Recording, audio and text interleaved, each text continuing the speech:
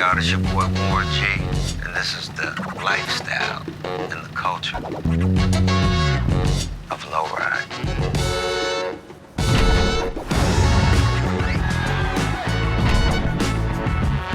Lowriders are old school cars that people like to collect, modify them, and put hydraulics on them. And it's for show, for cruising, and just having a good time. Lowrider dates back to the 40s, 50s. A lot of style, a lot of class going down the street. Los Angeles is the birthplace and the epicenter of lowrider culture. New York, they have their style. Chicago, they have their style. They ride on the big wheels. LA, we ride on hydraulics. This is how we get out in LA. The lowrider movement and the city of Los Angeles have a unique bond together. This is where lowriding started. Whittier Boulevard at that time, that was the car show. That was our playground, you know, that was our Disneyland. There's a big influence within the Chicano movement and the lowrider movement. It's not also just us. Lowriding is more than just about our cars, it's a lifestyle.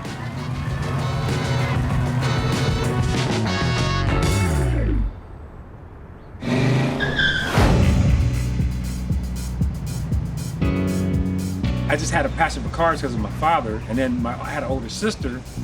Her boyfriend back in the 70s had a lowrider, and I was like 10 years old. You know, he had a car with hydraulics. He had a 64 Chevy Impala, and so I was just fascinated by hydraulics. I got into cars. My name is Donald Robinson. I'm from LA. My name is Athena Hampton. I'm from Chicago, Illinois. I'm sitting back just kicking it. I'm more of a old school. First car was technically when I was 11. My name's Alex Lopez. I was born in Santa Monica, California in 1971. Born and raised on the west side of LA. The first thing you do when anybody gets their car, okay, well, I'm gonna clean this up, or I'm gonna paint this and chrome this. And I said, well, if we're gonna do that, then we might as well clean up the wheel wells. Before you know it, you got new paint job, chrome, custom wheels, hubcap, whatever the case is. And it turns into a 5-6 year project when it was supposed to take a month. Just therapy, you know, so it's mostly a family affair. It really brings your friends and your family just, I feel tighter. Just cruising, music playing, being with my wife, you know, just rolling, you know, good song playing on the radio. Doesn't get no better than that for me.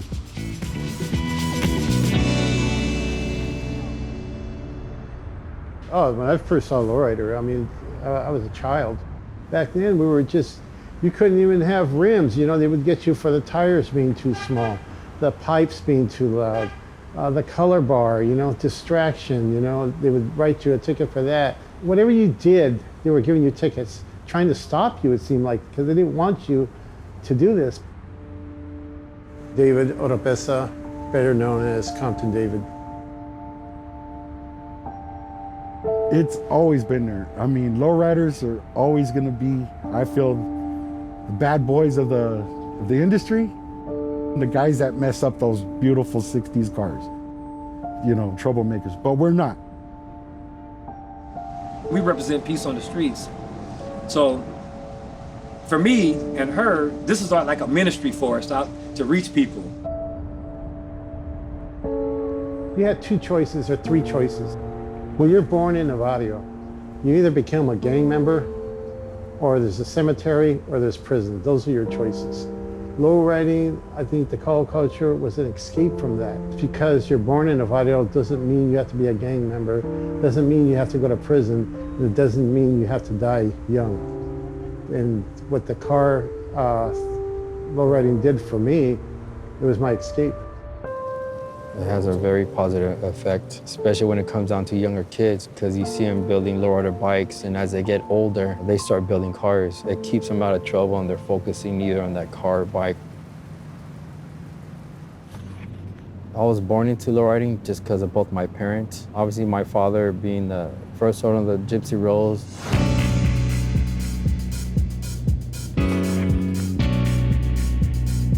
My name is Jesse Valadez, Vice President in Imperial's Car Club, Los Angeles, and owner of the world's most famous lowrider, Gypsy Rose.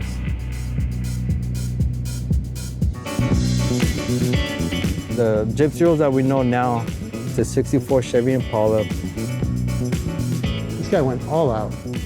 Crazy paint job on it, you know? That paint job was just ahead of its time. She reigned for almost 10 years. And there's a lowrider magazine photographer at that time. His name is Johnny Lazoya.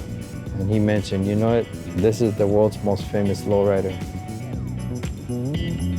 Just recently, on April 12th, 2017, the Gypsy Rose was inducted and recognized by the Library of Congress. This is one of the greatest highlights that just happened within the lowrider movement. You know, it's part of American history now. Be Mexican American Chicano, being a lowrider in general, you know, because we were always looked down upon, but now we turn that movement around. That speaks for all of us by it being recognized. You know, that's, we made it.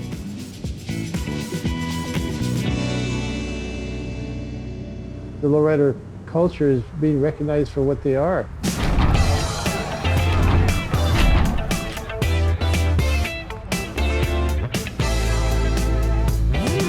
We've been on Hollywood Boulevard where you just felt like paparazzi just, it's like, whoa, you know, I'm never gonna experience that on my own walking down the red carpet. If I could drive my cars down the street and it's just like stopping traffic, it's a good feeling. It's the bond, because when I was going to work, I wanted to ride a new car every day. I used to drive my cars and just let them sit. And the fellas would say, oh, Dina, you got this kind of car? I sure do, and keep right on working. Basically, it's how we express ourselves. It's a lifestyle, it's a way of expression, and people put their feelings into their cars. It's a rolling piece of art. People say, oh, they're like artists. No, they are artists. Every lowrider is different in taste. You know, you have different styles. You know, just like every man, every woman has its own taste. Has its own look, its own style, its own creativity, its own art on wheels. Every car has its own different canvas.